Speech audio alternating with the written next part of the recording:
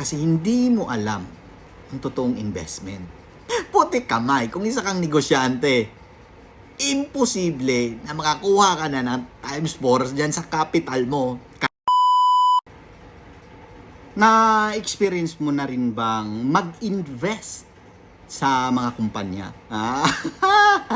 Puti kamay. Yo, what's up guys? No? Good afternoon. At isang episode na naman sa mga kasagutan, sa mga problema. Usapang salon naman to guys, no?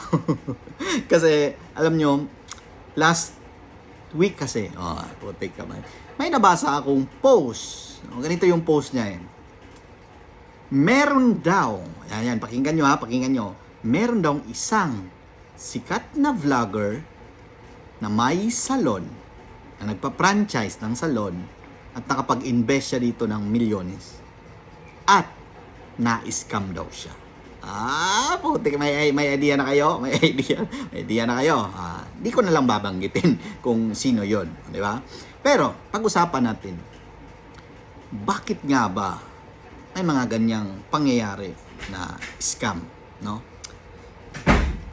Sample ko sa inyo, naalala nyo yung may idea kayo sa Kappa, Regine, yung mga ganyan, yung mga pyramiding scam, may idea kayo dyan, no? Nakarinig na kayo ng ganyan. Alam nyo kasi, ang totoo, kaya ka na i-scam sa ganyang senaryo, kasi hindi mo alam ang pangyayari. Hindi mo alam ang totoong investment. Paano nga ba gumagana ang investment? Pag-invest ng pera. Di ba? Hindi ko sinabing na-scam ka ng sinabi mong sikat na vlogger. Hindi ko sinabi yon. Ang punto ko lang dito,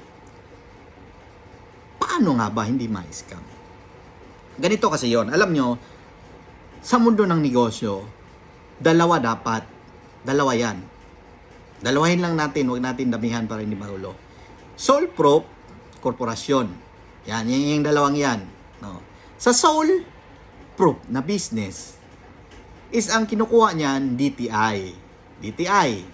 Doon naman sa korporasyon, ang kinukuha mong requirements dyan ay SEC. Yan, magkaiba yung dalawang yan. Ang DTI, para yan sa mga sole, yung mga negosyong isa lang yung may-ari, dalawa yung may-ari, hindi nagmamatter doon, basta yung nag-start pa lang na business. Ang korporasyon naman, ito yung mga malalaking negosyo, at ito yung mga tumatanggap na ng investment. Bakit ko na-sample yung Regine Kappa, yung pyramid na yon? Kasi ang daming naluloko doon, na-scam noon. Kasi, ang laki daw ng kitaan, times 4. Puti kamay, kung isa kang negosyante, imposible na makakuha ka na ng times 4 dyan sa capital mo, kagaguha na yun. No? Paano mo malalaman na scam ang isang negosyo? Pag sinabi na sure kitaan, yan, nag-isip-isip na kayo. Kasi kung nagninegosyo ka, walang ganun. Times 4, walang ganun. Times 2, walang ganun. Diba?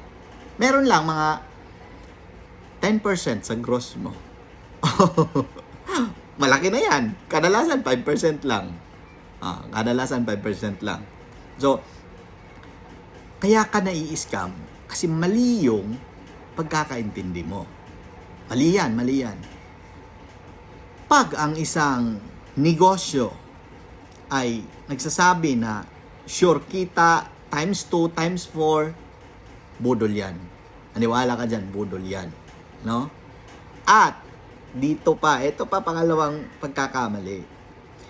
Maraming nag-aalok doon sa nabanggit kong mga pyramiding scam na sila daw ay may business permit, sila daw ay may DTI, sila daw ay legal, sila daw ay aprobado ng gobyerno.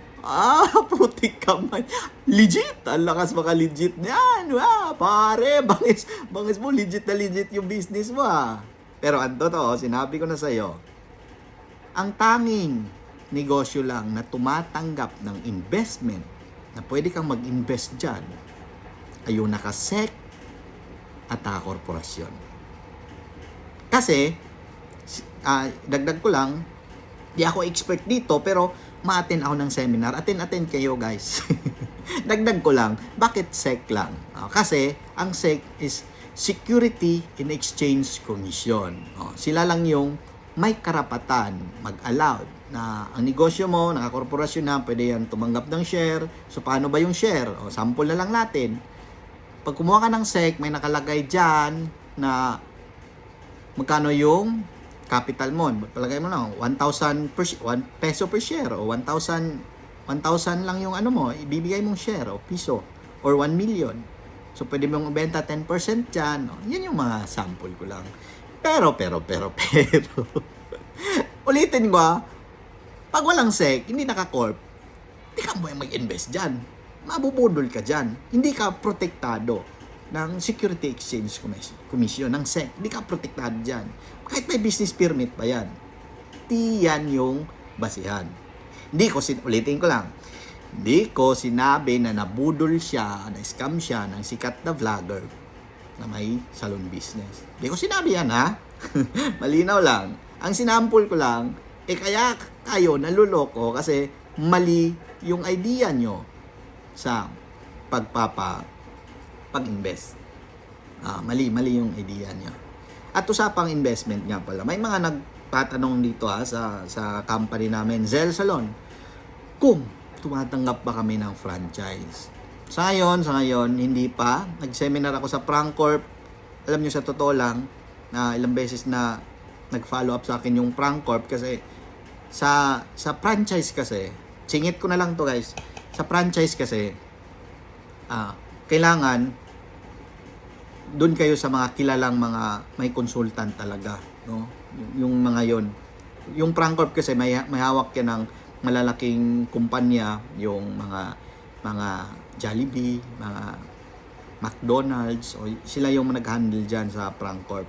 At hindi ka basta-basta dyan makapasok kung negosyo mo budol. Yan, titingnan nila yan kung may kita ba. At sa amin naman is allowed na kami magpa-franchise. Yun nga lang, hindi ako tumuloy dyan sa Prangcorp na yan kasi malaki yung bayad. Isipin nyo, pag ang nagpa-franchise na negosyo sa inyo is below 1M, hindi ako maniniwala dyan.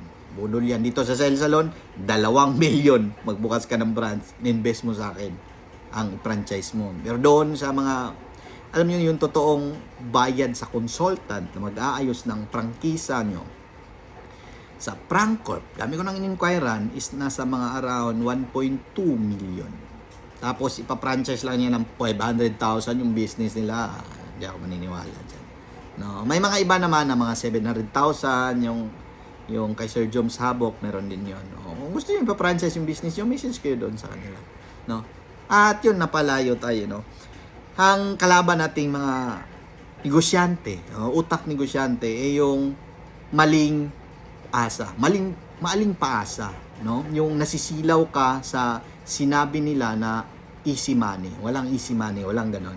Walang ganon. Problema yan pag mga ganyan. Basta times 4, basta sure kitaan, hindi yan totoo. Mag-ingat kayo dyan. At naniniwala ako na bilang isang negosyante, entrepreneur, bilang isang ama, bilang isang magulang na walang ibang hiling kundi makatulong maayos ating pamilya, maiahon sa kahirapan, tulungan nating magulang, ang ating kapamilya, ang ating buong angkan, is responsibilidad mo na pag-ingatan yung perang meron ka. Mga OFW dyan, shout out sa inyo. Mga entrepreneur mag-isip, walang isimani. At yan lang. At kilingan pa natin. Trabaho pa tayo. Let's go!